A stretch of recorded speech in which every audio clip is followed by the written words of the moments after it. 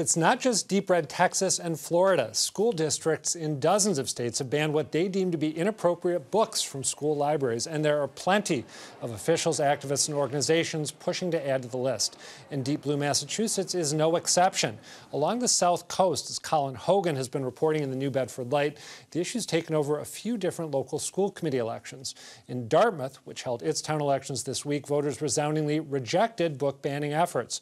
But the issue is still very much in play in Rochester, where voters will head to the polls in May, and where incumbent school committee member Joe Perez is still advocating for bans on what he's called, quote, sexualized literature, a phrase that's often used to target books that tell LGBTQ stories. New Bedford Light education reporter Colin Hogan joins me now, along with Shannon Jenkins, a member of the Dartmouth School Committee and Associate Dean of the College of Arts and Sciences and a political science professor at UMass Dartmouth. Thank you both for being here. Colin, how widespread is conservative activism involving potential banning of books in the region that you cover? Well, we looked at the old Rochester Regional District, ORR, about the debates that were going on in their school committees and found that there were several conservative and Christian groups, including the Massachusetts Family Institute, that were looking into sexualized literature and other sex ed curriculum at that school. And as part of an interview, found out that that was part of their statewide effort to create a map across the state of sex ed policies in all Massachusetts schools. So it's definitely happening here on the South Coast, but some groups are looking across the state for these sorts of curriculum and policies. And correct me if I'm wrong, but my sense from reading your reporting is that this is about book bans, but it's also about sex education and about whether and how to accommodate transgender students, right? Yeah, the issues are related.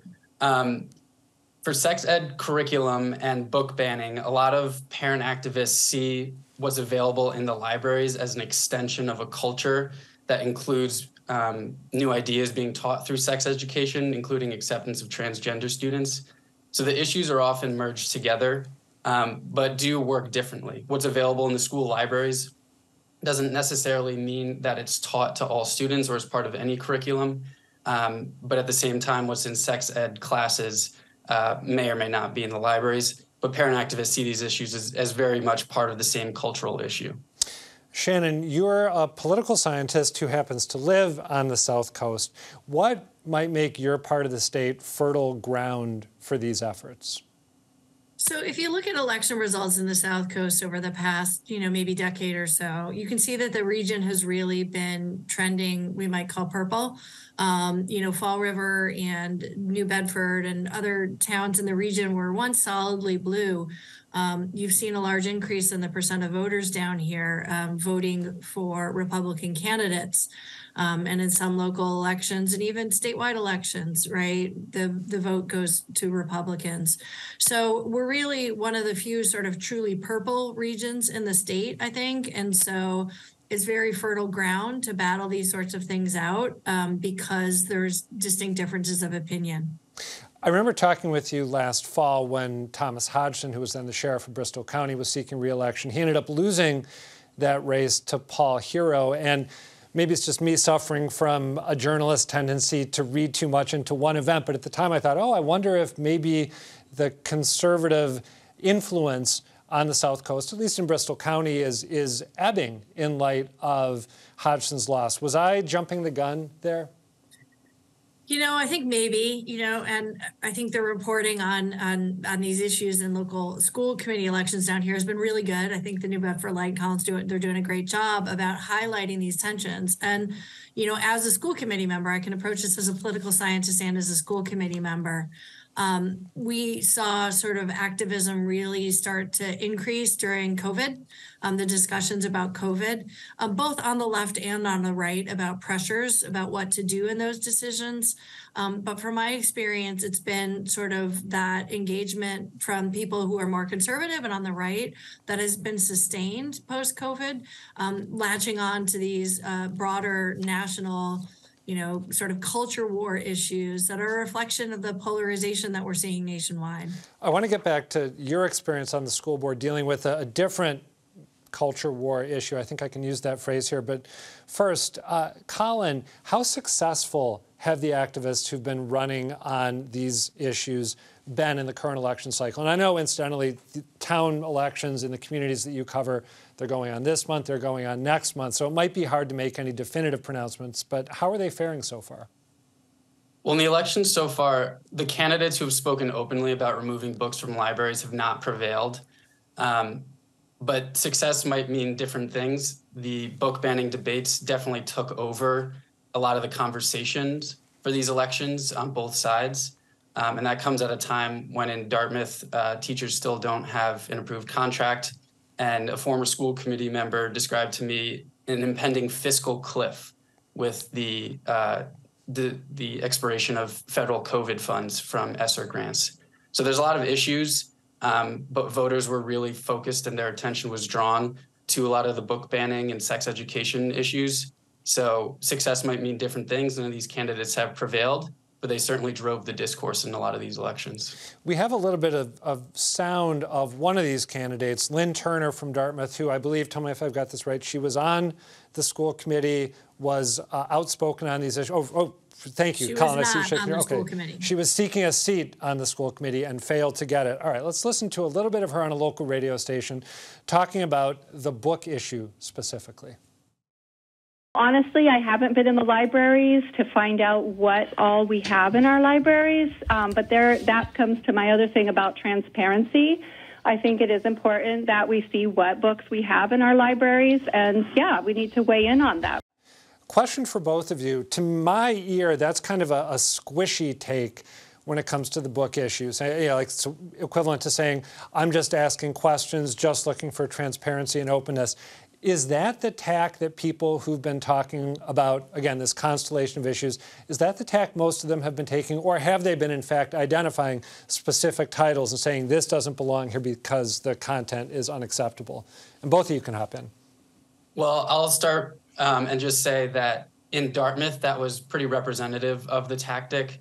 And just to follow up on the transparency issue, I did speak to the Dartmouth Middle School librarian who said all parents are welcome to reach out, and they have an online school catalog, so they believe that they're being fully transparent already. But in other districts, including Old Rochester, parents were lodging complaints about specific titles. These have been titles that have been named in book ban requests across the country, and these have included things such as The Bluest Eye and a graphic novel called Genderqueer. Genderqueer, if I recall correctly, was one that Rayla Campbell, who ran for Secretary of State last year, really liked to talk about. She liked to effectively say that its presence in school libraries meant that it was part of the curriculum, and she claimed repeatedly that it was teaching lessons that kids shouldn't learn, and ended up losing to Bill Galvin by a huge margin. Shannon, would you add anything to what Colin had to say about how these issues are framed? You may not have anything to say beyond what he just did. Yeah, I mean, I do think, though, tying this into the graphics you showed about Texas and Florida, right? Political tactics depend on the political context, right? And in Texas, in Florida, in more solidly red Republican districts, right? I think you can specifically call out specific types or even specific books. Somewhere in Massachusetts, even on the South Coast, I think that tactic of being very specific is less effective. And so I think that's why you see candidates deploying a sort of different tactic.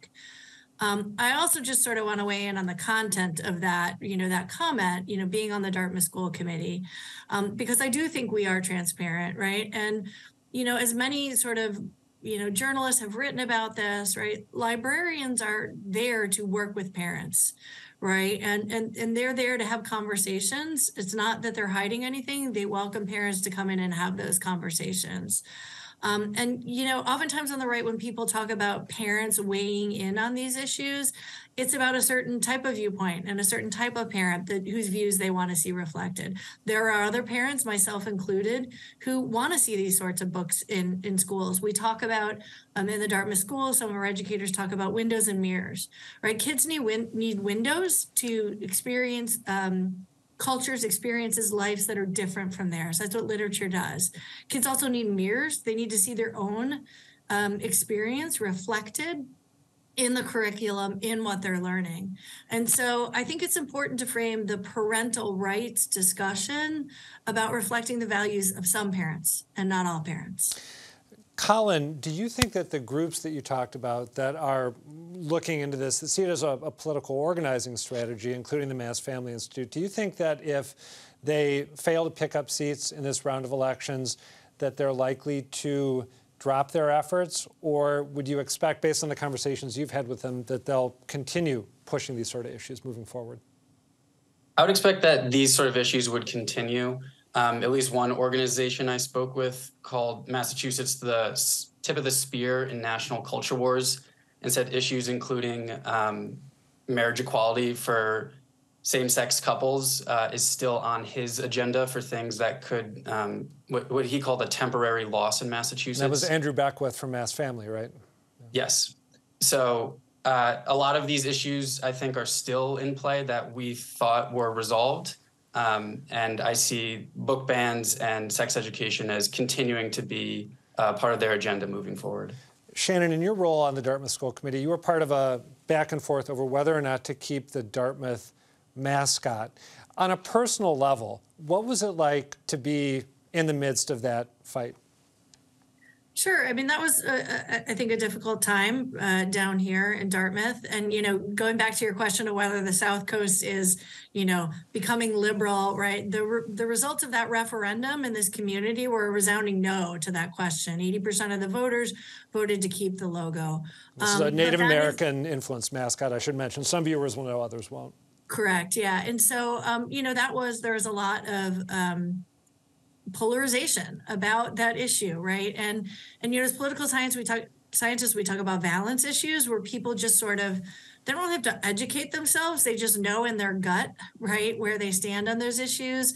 And a lot of these culture war issues are valence issues for people, right? They know immediately where they stand. And those sorts of issues are pretty effective in driving people out to vote, right? When the logo question was on the ballot in Dartmouth, turnout was fairly high, much higher than this last election cycle when we didn't have that on the ballot. So in terms of whether this will remain as a strategy, I think it will, because it's effective in driving voters to the polls, which is, the goal of, I think, driving voters on, right, each side of the issue. That's the goal of people who bring these issues up.